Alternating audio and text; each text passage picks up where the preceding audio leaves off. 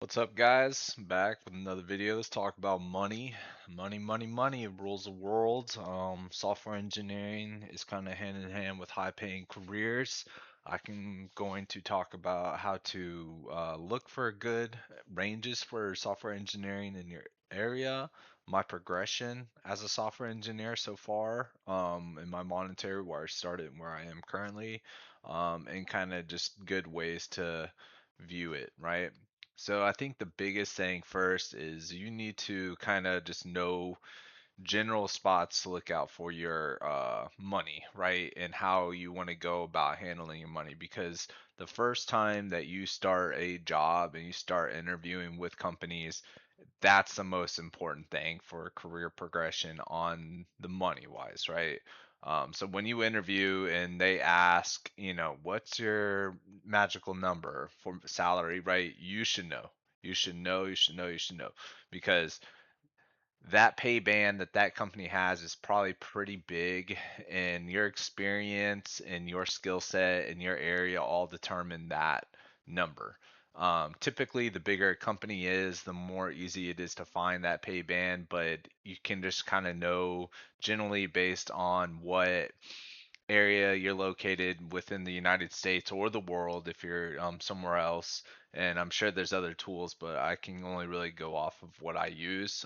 So the biggest thing is step number one is you need to know where to find your money, right? So this levels.fyi, this is a really good website for software engineering.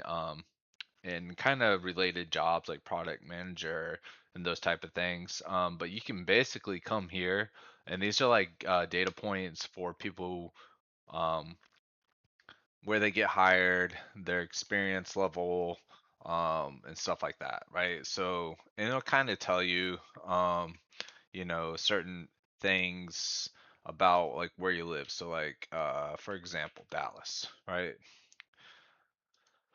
So we'll just search up software engineer salary in greater Dallas area. Median total comp is 132,000, right?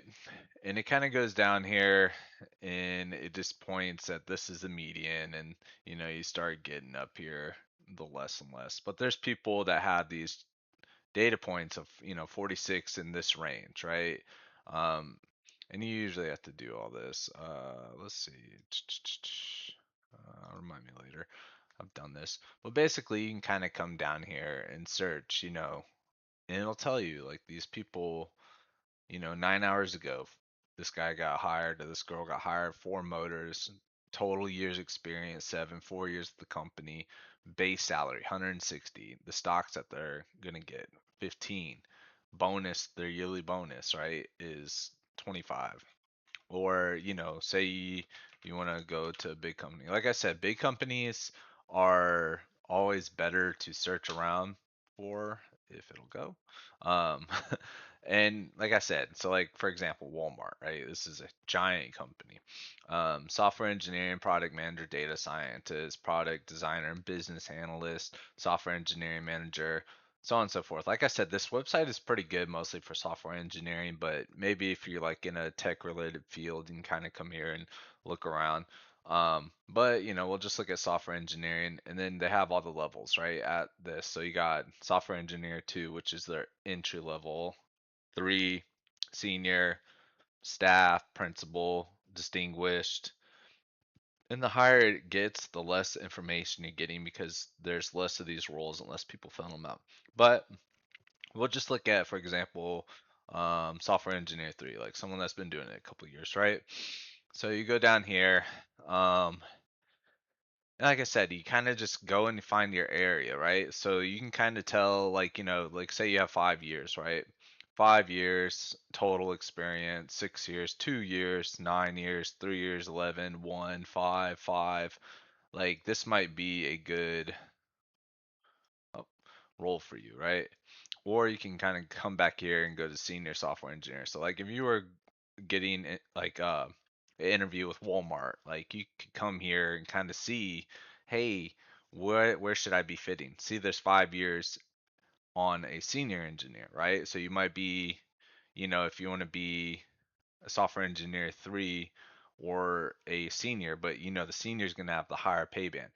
And they have the locations of these. So, for example, we'll just look at this, right? Sunnyvale, California, right? This is where this person's located. They got 12 years experience, 3 years with the company, bam, and it just breaks it down. Like 200 base salary, 50,000 the bonus, right?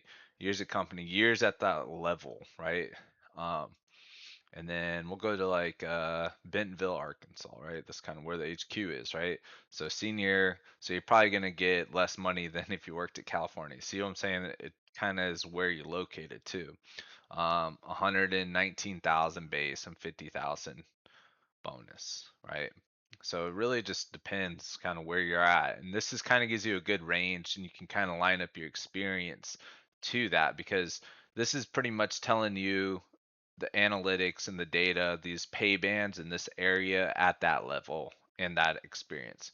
So say you have, you're just getting in and you just got your no job entry level, and you got a interview with Walmart, right? You applied and you got an interview or someone hit you up, right?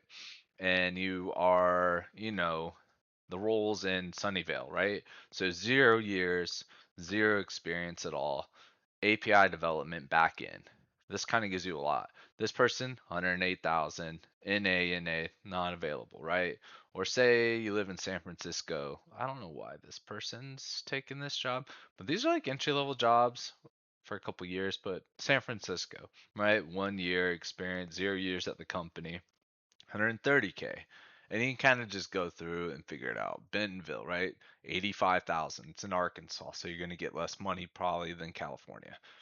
So, if you want to make money, California is probably the area that you would want to go to if you have to move for that job. I think this is a great tool, just in general, and it kind of gives you like a general guidance of like company. They even have like middle level companies, you know what I mean? And you can search data scientist and um, you know, it's all over here. This is a great resource. I use this all the time for when I'm negotiating pay and when I'm starting my salaries, right? Another thing is this salary, our salary in Reddit. It's pretty good. It kind of gives you like a year by year progression. A lot of people do this. You might be able to match kind of like what you're doing, right? Data analyst, ETL developer. And a lot of these are kind of tech related, but you can kind of see there's different things. And you might be able to find your niche or your job, or search up like, software engineering or something like that, right?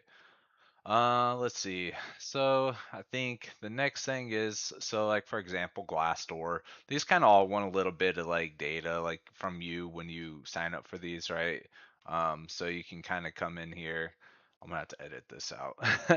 But and go in and search for like where you want to do. So like this is a job I was applying for and doing ISN software in Dallas, right? And you can kind of go down, check software engineering, and just figure out, these pay bands, right? 4 to 5 years, 4 to 6 years, 1 to 3 years, Dallas, submitted, submitted, submitted. It's not a ton, but it helps, and it'll help you figure out. Sometimes you might need Glassdoor or some of those other type of websites that will get you going in the right direction, of where you want to be. So let's talk about my personal progression. So when I first started as a software engineer, my very first offer was $75,000 US dollars, right? And I worked at this company for just a little bit. This is no experience, very little experience, couple internships, and basic knowledge. I really worked really hard to get to this area and I stayed here and I got my yearly and it was not that much, right? It went up to 78,000. I felt that was amazing. I thought it was so good. And I worked at this company for a year. And then, at the time there's a lot of hiring going on. So I was always keeping my stuff out, right? And I was kind of chilling here making 78,000 for a while. And then I applied for a larger company in that area that I was at. And initially out the gate, I was offered 91,000. Couple years experience, 2 years. I got a small promotion, and I got kind of on their higher end of the pay band. And I'll tell you why. Is because I jumped jobs, right? You can kind of see if you stay at a company, they're not going to give you much, right? But if you jump, you get that money, right? And you'll see that again. I stayed with this company for about 2 years, right? My first year went up to about $94,000. I enjoyed working here. I was learning a lot, right? My first year. So working here for this first year, I learned a ton. I didn't really learn a lot here. I learned how to get better at SQL, a little bit of front end, small little pay gap. But you can see 3,000 jump ship, got a huge upgrade. For me at that time, that was massive, right? Stayed here, worked here for a year. On my first performance review, I did good. I got another little $3,000. I kind of was like, all right, whatever. I was really trying to itching to get to that uh six figures though. You know what I mean? When I hit this, I was like, oh man, you can actually get some money with this job. I knew it, but I never really thought it was gonna happen to me. And then my second year, this is kind of where I started getting a little bit more bored with my job. Things started becoming repetitive. I pick up the small jobs, just bugs, learning stuff, learning technologies, learning cloud. Um, but I was learning a lot, and I still kind of enjoyed it. So I hit my second year, right, at this place. Um, and guess what happened? Another little 3% raise, right? $97,000. And to me, I really was not happy with this. I thought I was able to go up and get promoted. Um, right? In my promotion, I thought I was going to get promoted. Been at this lower level, right? And this is where I kind of got burned by this company. Initially, I thought I was going to be promoted. My manager was lining me up for promotion and all this stuff, but she's like, "Oh, you're gonna have to wait another year, right? Another year to go up, get my 3%." And that's kind of where I was like a little bit burnt. And in year three, I started applying, right? Applying, applying, applying, applying. But times are tough, so I jumped, right? And here is kind of where you start seeing the trends. Everybody knows, right? Here's your strategy, right? I hit 115 right here,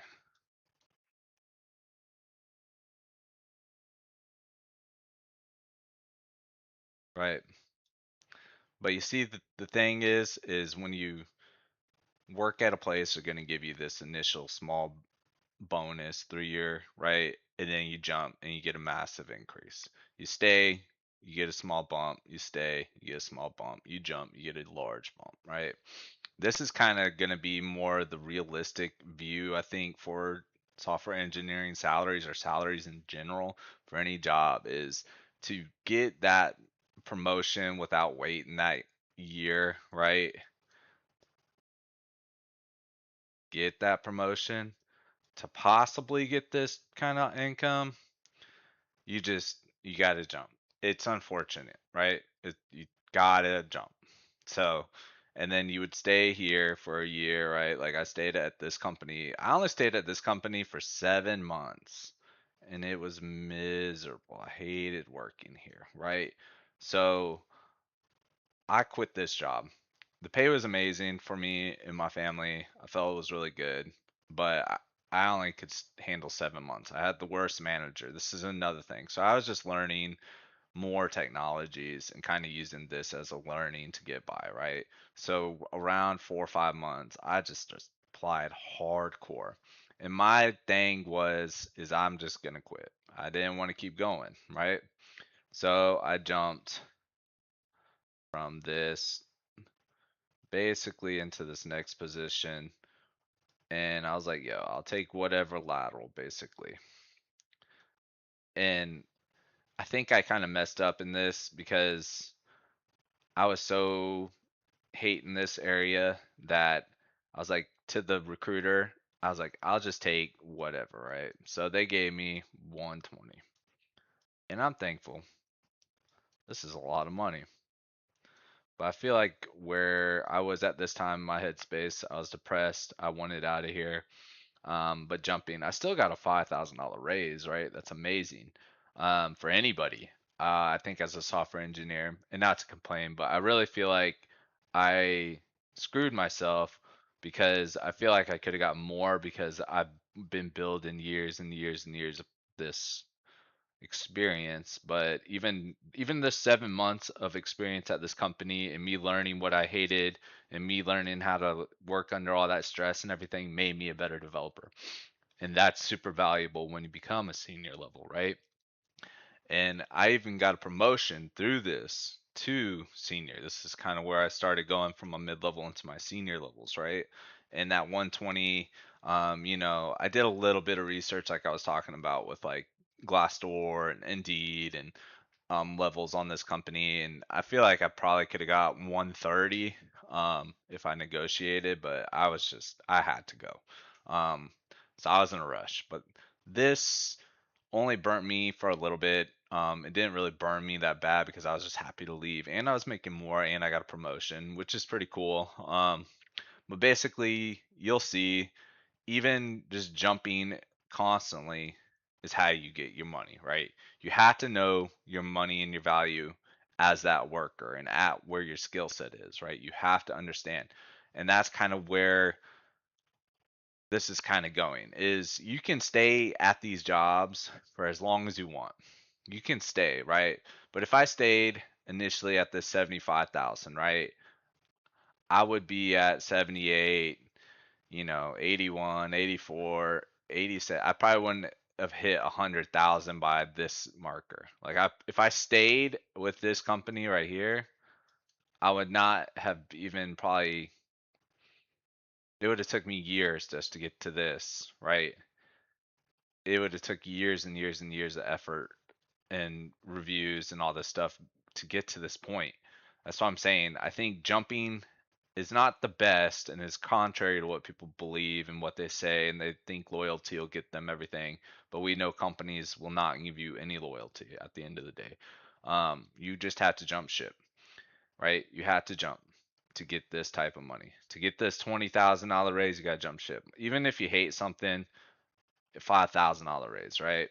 So I chilled with this company for about 2 to 3 years, and the same thing. This one I got up to, let's see, I think it was 125, and then my next year I got up to 130. I was getting good raises actually. This isn't bad. 5,000, right? I hit 130, right? So year one, I stayed, but no promotion, right? I kept getting my COLA upgrade, cost of living allowance, or your cost of living upgrade, right? 125, 130. And when you're making 120, this feels good. And I really do believe that you should try to stay at companies as long as possible, but like I said, sometimes you run into unforeseen conditions, and this is one of the risks, right? This is safe. You stay, you learn the systems, you get better, you become more well-rounded in this company, and you get 130, right? And eventually, you're gonna peter off, or you get laid off from companies nowadays. And here's the risk, right? So staying at companies is really good, but you get really bad raises, right? And jumping is really good because you get the mass amount of jumps and pay, right? But take it from me, this taught me a lot. Sometimes staying at a company is worth it because this job was amazing. I did not mind this at all. And I was getting my 5,000 and my bonuses and my stuff on top of this, but this is my base pay and this was amazing. This is comfortable, right? Jumping has an inherent risk of you don't know the technology, you don't know what manager you're going to get, you don't know if you're going to like the team. Mine was my manager, and a manager will break your job completely. So sometimes this risk for the reward, this was not worth it. In this case, this 97 to 115 was not worth it. So jumping had a huge risk. It always has a huge risk, and staying sometimes is usually the better idea. Like for here, this was better for me at the time.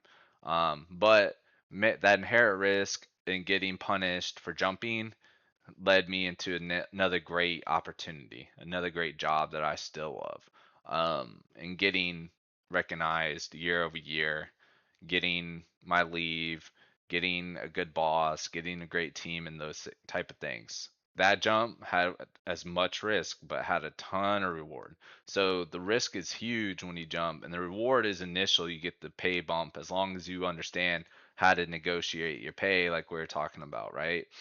And the strategy is, stay, jump, stay, jump, stay, jump, right? So you can eventually get to, my next jump, which got me a promotion from senior to higher level in my initial making 150, right? And as a developer, this is the number that people want, right? You want any of these numbers. These are great pay. This is kind of like your average, and moving up into these six figures is where we study this and struggle with these interviewing processes and struggle with this to get to this, right? And now I'm staying, right? I'm comfortable. My manager's good. My team's good. My pay's where I want to be. Unless I get something that's crazy, abnormal, outlier type of salary, I still keep my resumes out there and I still talk to people trying to offer me jobs and stuff just for the fact that if I get laid off from this job, like say I get laid off from this job, my stuff's out there. And it's always good to keep your options open because maybe eventually there will be a time I'll get an outlier type paycheck increase to 200,000 or 250,000 to where that jump risk is worth it. But the earlier you, in your career and the younger you are as someone, as a person, you should always know that jumping is the main strategy to increase your income. Despite what anybody tells you, money is everything, unfortunately. It's the not what's going to get you happiness, but it's the tool to allow you to be happy. It will make you not worry about your problems, like your really official problems, like getting a roof over your head, getting food for you, staying warm, staying cold, and those type of things. Having that consistency of that money coming in and that paycheck is everything. Becoming a software engineer for the money is completely okay, despite what everybody says. Because making $150,000 a year to do a job and to work will open so many more opportunities for you as an individual to make you happy. I don't have to worry about anything. Neither will you if you follow this strategy. Get in the door, and this is the hardest part, getting in the door and following this strategy. Stay at the company, or if you get laid off, you're jumping, right? That risk, jump. Stay, jump. This is terrible. The jump, I got the risk part, the bad part of the stick, right? 7 months, keep applying, keep your resume out there. Keep talking to people all the time. Maybe not as hard if you got laid off or if you hate a job. Like I was applying like crazy in this, right? And doing what I teach people to do to get to this 7 month process. It only took me 2 or 3 months because I was motivated enough to get out of there, right? To find something that was great, right? It paid off for me. The strategy is get in, stay for a year or two, learn a little bit, jump. Stay, learn learn it, learn, learn, learn, learn, and that learning that you're doing at that job is not being rewarded, but the next company will reward you, right? Oh, learn, learn, learn, stress, learn, learn, learn, jump. Reward, reward, reward, reward. Learn, learn, learn, learn, learn, jump. More reward, right? That's what it is. If that jumping um is, you know, 3 years that you do a jump, that's okay. That's okay. If you jump after 7 months, that's okay. If you jump and you get offered something 2 days later that has more money, that jump is okay. Leaving that company after 2 days, if you're not happy or you get a better offer, is okay. I don't care what anybody tells you. I don't care what the typical advice is. Everything does not work out all the same. This was miserable. I don't even put this on my resume anymore. I don't. This 7 months was terrible. Nothing good came from this but me jumping, figuring out jumping has risk and reward. This was a reward. This was a reward. This was a punishment.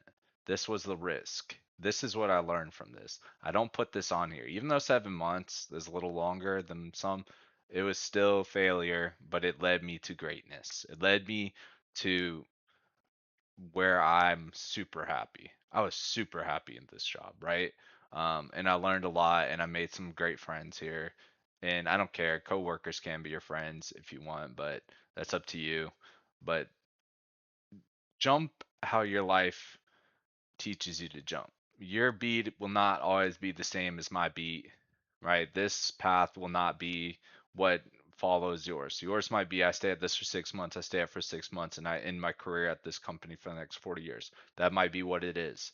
Um, but jump to your money, and eventually you're going to find places where you're happy, and sometimes that happiness is worth staying for a couple years, right? It's worth staying.